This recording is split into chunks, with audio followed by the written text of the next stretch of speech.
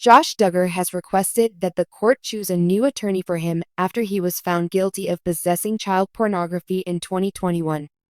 Duggar sent copies of his papers to People magazine. According to them, Josh Duggar became famous on the TLC show 19 Kids and Counting, which followed him and his very religious Christian parents and their 19 children.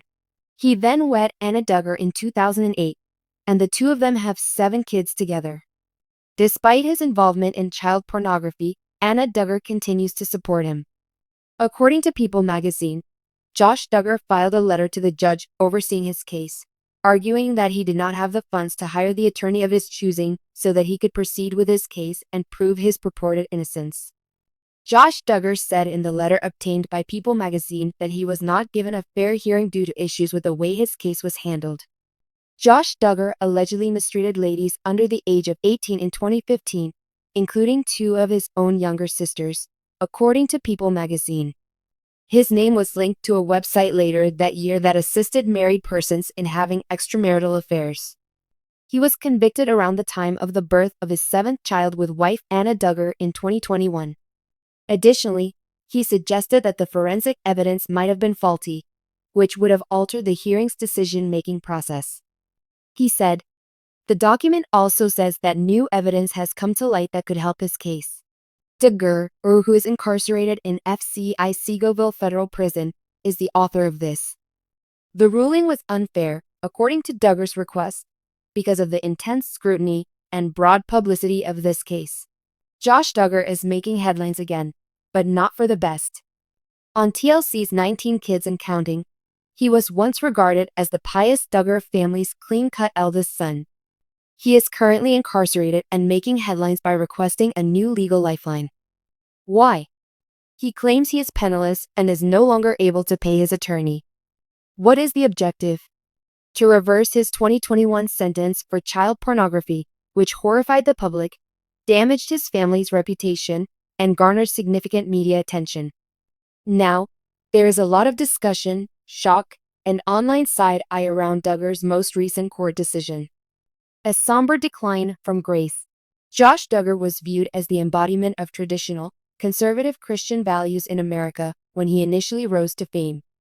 As the eldest of the Duggar family's children, he was portrayed as a model son, husband, and father. However, that image disintegrated long before his child pornography case gained media attention.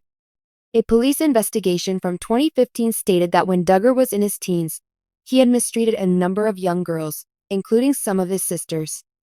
They had kept this a secret for years. Duggar had paid someone to cheat on his wife, according to the Ashley Madison hack. Public apologies were made, but the harm was already done. Josh's reputation went from being impeccable to being marred by a scandal when TLC canceled the show. But what followed was not something the world was prepared for. The 2021 arrest and conviction. Josh Duggar was taken into custody by FBI officials in April 2021 on suspicion of obtaining and possessing child pornography. Is there evidence? Investigators discovered unsettling content on a computer at his used vehicle company. Even seasoned police officers described the content as some of the worst they had ever seen since it was so vivid and distressing.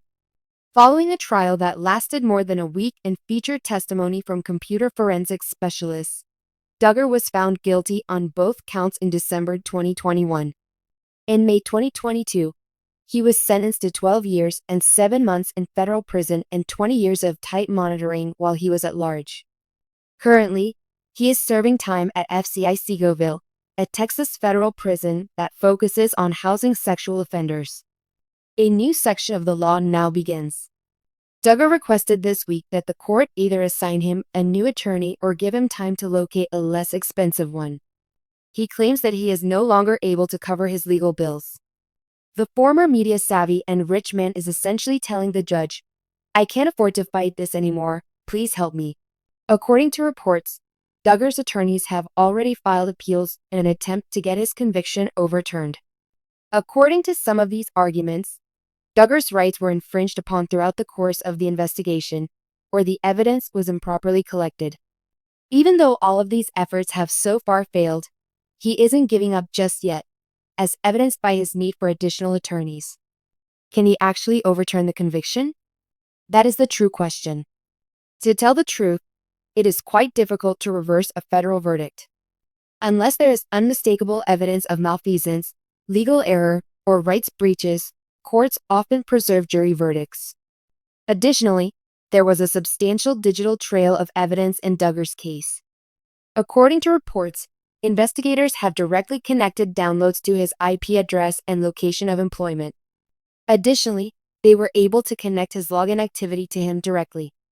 If not, his new attorney will have to prove that the trial or the evidence collection process was constitutionally faulty. It is highly unlikely that the opposite will occur. However, individuals will do anything in times of need. Is the Can't Afford Council move a sincere feeling or plan?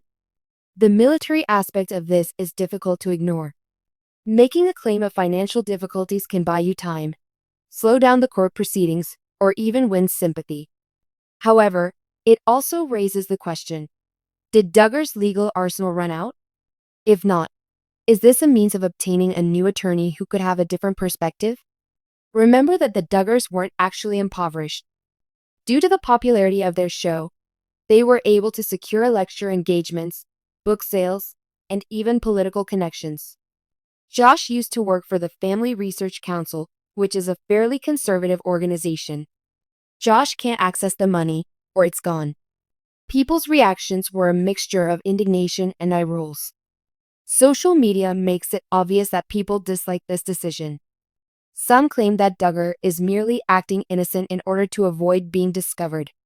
His attempt to break out of prison is viewed by some as his final opportunity to acquire privilege and power. The number of followers who believe that everyone should have the opportunity to be heard, even Josh, is steadily declining. Nonetheless, it is evident that the majority of people genuinely want him to serve out the remainder of his 12.5-year sentence. And who can truly blame them? How notoriety, belief, and accountability all fit together. Josh Duggar's downfall is more than simply a tabloid story. It demonstrates how extreme beliefs, family image, and celebrity can conceal unpleasant realities. For the Duggar brand, morality, humility, and purity culture were important components. But for years, sinister secrets had been accumulating in the shadows. The questions are once more raised by this recent development in the courts. Was Josh ever held accountable for anything? Is the legal system doing enough? Is it possible for someone with their sins to be given another chance? His appeal resurrects these conversations. They are not going to disappear anytime soon. What's happening right now? Josh Duggar's request to hire a new attorney has not yet been granted. A judge will have to determine whether his allegations that he is struggling to pay his costs are accurate and whether he requires a new attorney. It can result in more disputes and longer wait times if it is approved. Duggar is incarcerated, and opinions on what ought to happen remain sharply divided. There is no denying that, despite being incarcerated, Josh Duggar continues to garner a lot of attention, generate controversy, and make news.